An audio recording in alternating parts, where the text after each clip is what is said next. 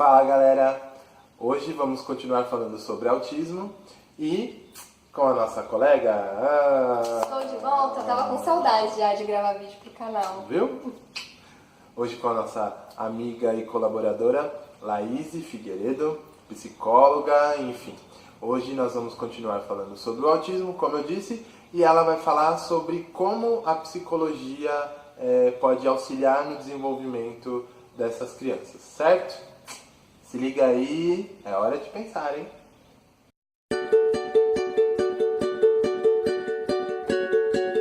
Ei pessoal, estamos aqui para mais um vídeo e, como eu disse na chamada, estamos com a nossa amiga Laís Figueiredo. De novo, pensaram que tinham se livrado de mim, mas eu voltei. Ela voltou! Muito bem. Hoje a gente vai falar, na verdade a Laís vai falar, sobre como a psicologia pode auxiliar no desenvolvimento dos autistas, né? Então, está aí a palavra, a nossa amiga e colaboradora Laís, diga pra gente como que a psicologia pode auxiliar no desenvolvimento dos autistas. De novo, é um prazer estar aqui. E eu queria falar que esse é um assunto muitíssimo importante da gente conversar sobre e entender melhor. Há 15 anos, a prevalência de autistas na população mundial era de 5 casos a cada 10 mil nascimentos. Hoje esse número deu um salto para 1 caso a cada 68 nascimentos. A gente precisa falar mais sobre? Acho que ficou claro que nós precisamos, né? Existem aí alguns pesquisadores, né, buscando o motivo desse aumento. Pode ser um aumento real, né, realmente aumentou a população de autistas, ou porque o pessoal, né, os profissionais de saúde estão melhores no momento do diagnóstico. Mas independente do motivo desse salto, existe um número considerável de autistas e é muito importante a gente falar sobre. Certo. É isso aí, é sobre isso que nós estamos aqui propondo no canal. Essa série sobre autismo é justamente para a gente colocar aí em jogo um assunto, como a Laís disse, super importante e que não é tão explorado, né? Na verdade, às vezes é explorado, mas de uma forma muito característica, né? E focando em uma maneira só, né, de autismo, né? Então, assim, a gente percebe que hoje em dia as pessoas, quando a gente fala, você sabe sobre autismo? Sei, é aquela criança que não fala ou que é agressiva, né? Aí a gente tem que falar todo o abecedário, né? E mostrar para ela que não é assim. Então a gente vê que é falta de informação mesmo, né? Falta de informação não só das pessoas comuns, vamos dizer assim, mas também de profissionais, né? Professores, dos pais que são pais de autistas, né? Enfim. Existe uma formação, acho, deficiente nesse sentido. Sim. De professores e profissionais de saúde. Isso. No trabalho com autismo, né? Então, se a gente quer trabalhar com esse público, é necessário que a gente procure meios de estudar, da gente se aprofundar no assunto, né? Isso é importante. Então é isso que a gente está fazendo aqui, certo? Por isso que desde já eu já falo, é importante os seus comentários, né? A opinião de vocês pais de autistas, né? Ou profissionais que trabalham com autistas, por favor, comentem, coloquem a opinião. Nos informe também sobre as coisas, porque ninguém sabe tudo, né? Às vezes uma opinião que a gente coloca aqui, né? Um conhecimento que a gente coloca aqui não é o suficiente, com o de vocês completa, né? E aí, para quem não tem nenhum conhecimento, fala, opa, olha aqui o que ele falou e o outro comentou, né? Então, a gente vai construindo juntos esse conhecimento, com certeza, né? Então vamos lá, Laís. Conversaremos sobre o autismo agora. Uma pessoa com transtorno do espectro autista, né? O TEA, famoso TEA, que nada mais é que o autismo, que aí ele é dividido em alguns graus. em geral, tem alguns déficits de comportamento, né? E um deles é na comunicação. Certo. A gente percebe, e até o que a gente falou no início, né? Já ficou característico, aquela criança que não fala, que fica lá, que não interage socialmente. Sim. Então, um déficit de comunicação e interação social. Em geral, eles têm dificuldade com essa troca, essa questão de olhar nos olhos, né? E toda essa questão da comunicação e interação social. Também tem alguns padrões repetitivos de comportamento irrestritos também. Tem um monte aí a gente chama de estereotipias, né, do autismo. Tem os flappings, né, que são os movimentos das mãos, andar na ponta dos pés. Um outro comportamento também que é comum é o movimento, né, para frente e para trás. Também tem mais algum que você se lembra? Tem a ecolalia, né? Super comum também. Eu acho que, na verdade, os principais são os flappings, né? Esse movimento de balanço, né? De ir para trás e para frente. A ecolalia, né? Que é o repetir o que o outro fala, mas sem uma intenção naquilo, uma repetição constante. Ou mesmo a própria fala, já tive casos de repetir a própria fala. Então, o final de toda a frase, a última palavra era repetida. Sim. Né? São várias características. É como você fala sempre, né? Cada um é um. Cada um vai ter o seu estereótipo. E como foi falado no último vídeo que eu falei sobre como a psicopedagogia pode auxiliar no desenvolvimento do autista. Sempre a gente fala aqui de uma forma geral, né?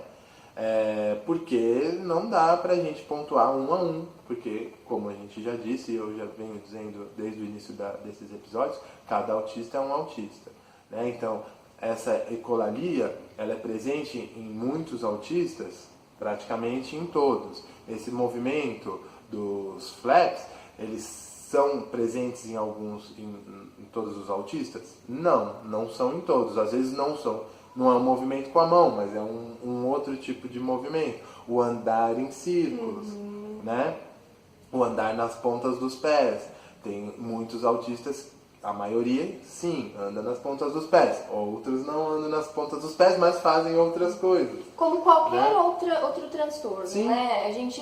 A gente tenta dar uma visão geral, mas cada um é um. O ser humano ele é muito complexo pra gente falar assim, né? Então a gente tem que analisar, né? Como quando a gente tem a possibilidade, né, de atender individualmente, então a gente consegue, né, analisar cada caso, qual a função de cada coisa para aquele indivíduo. O que a Laís disse no início, né, essa questão da interação social, que é o topo da pirâmide aí, né? Que eu acho que é a maior dificuldade dos autistas. Eu acho que essa principal característica permanece em todos os autistas, né? Pode ser, o que muda talvez seja o grau. Uns têm muita dificuldade, outros mais ou menos. Outras quase não têm dificuldade, mas mesmo assim, em algum momento ou outro, né, esbarra aí em alguma coisa.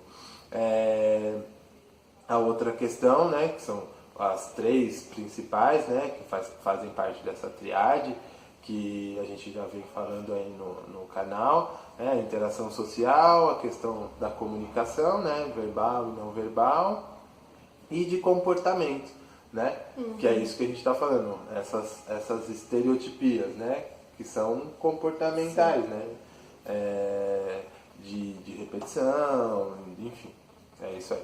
Não vou atrapalhar mais. Existe também, a gente percebe, um interesse em comum por aspectos do ambiente. O que é muito, geralmente, coisas que giram, né? Então, se tem um ventilador se tem um carrinho, geralmente ele vai pegar o carrinho e vai ficar rodando a rodinha do carrinho e não brincando com o carrinho, né? Então, coisas que giram, em geral, são coisas que chamam muito a atenção do autista. Né? Existem algumas ferramentas que podem ser usadas no trabalho com autismo. O Fernando até chegou a comentar do Teach, né, que ele é muito utilizado em escolas. E a gente percebe que esses comportamentos do autista, né, de repente os flappings e tal, é uma forma de organização deles. Sim, total. Né, porque existe uma desorganização interna.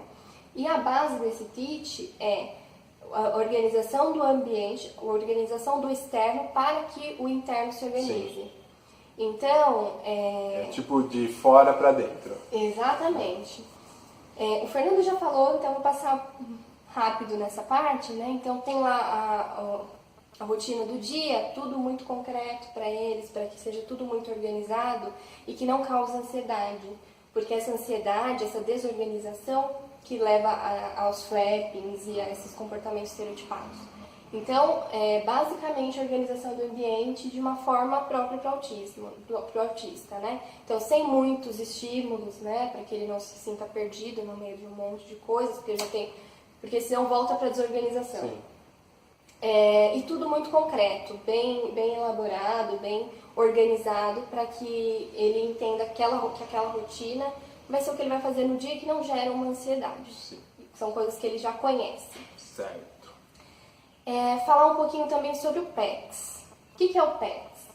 É um sistema que foi criado, é um sistema de comunicação por troca de figuras. Então, a gente já falou dessa dificuldade de comunicação do autista. Então, para que essa comunicação seja efetiva e a gente consiga chegar nessa comunicação, aos poucos, né, a gente vai dando algumas opções. Claro que sempre lembrando, quanto mais estímulos, pior. Então, vamos aos poucos, né? Então, tem lá a imagem de um carrinho, de uma bolha de sabão e de um boneco.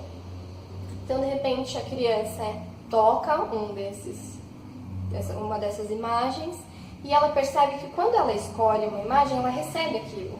Se ela tocou o carrinho, ela vai receber o carrinho. Então, na psicologia, eu sou psicóloga cognitivo-comportamental.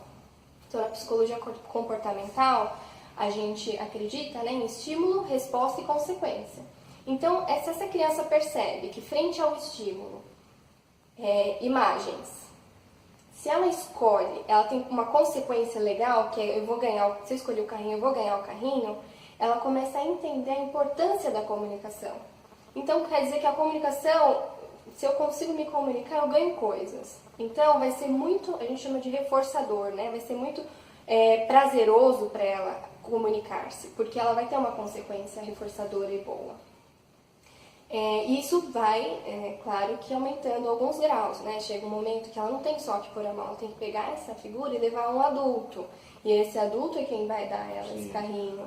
Eu acho que isso é muito importante, a gente deixar explicado, né? Claro, que é como eu falei nos vídeos anteriores. A gente vai aos poucos, né? Uhum. E aí aos poucos a gente vai dificultando aquelas ações, né? Para que também não fique no comodismo, né? Para que tenha desafios, para que a gente estimule esse cérebro, para ele se organizar, enfim. Então, aos poucos a gente vai introduzindo aí desafios, né? Colocando dificuldades, né? Nós chamamos isso de modelagem de comportamento. A gente vai aos poucos, nós vamos nos aproximando do comportamento esperado. Não adianta você querer que um autista que hoje não fala nada, amanhã esteja tagarelando por aí, falando nananã. Porque isso não vai acontecer. Né? A gente precisa ter objetivos reais, alcançáveis. Né? Então, acho que você já até falou um pouquinho sobre isso, né? Eu falei das expectativas, né? As nossas expectativas, elas não podem ser acima do que pode ser conseguido, né? Porque senão a gente não consegue enxergar resultado, né? Eu tive muitos profissionais que trabalharam comigo com autistas que falavam pra mim, eu não sei, não tá dando certo, são pessoas que de repente não conseguem realmente trabalhar com esse transtorno, né? Porque o ganho realmente demora, né? Não é uma coisa rápida. E aí, já chegaram a falar pra mim, né? Não sei, não consigo, não tá dando certo, nada que eu faça resolve. Mas é porque a expectativa é de eu vou fazer isso e amanhã vai dar tudo certo. Não, a gente faz um trabalho de formiguinha, né? É um trabalho longo para que depois de um ano a gente veja um resultado que pra gente é extremamente satisfatório. Sim. E para a criança é um ganho tremendo, né? Eu tive um caso que parecia ridículo, mas eu fiquei tão feliz que a criança conseguiu fazer cócegas de volta.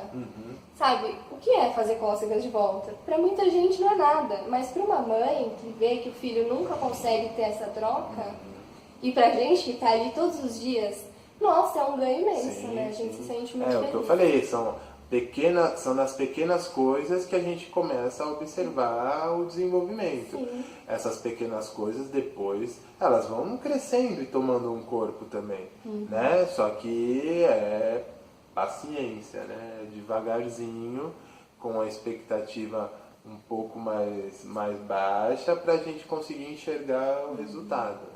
Não estou dizendo que isso, assim, que essa criança nunca vai conseguir nenhum ganho maior. Vai conseguir, mas não vai ser do dia para a noite. Não adianta esperar que seja, porque vai demorar um pouquinho. E se a gente for parar para pensar, é como o desenvolvimento de qualquer criança.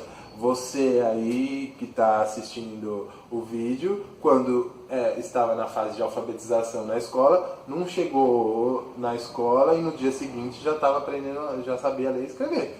Teve todo um... Primeiro a gente pega no lápis, né? Então, várias etapas. Primeiro a gente tem que aprender até a pegar no lápis, para depois escrever. Então tiveram várias etapas, a mesma coisa com o autista, né? Então se a gente for colocar na mesma caixinha, é tudo igual, né? O olhar nosso que talvez em um momento ou outro fique diferente. Uma abordagem diferente. Diferente.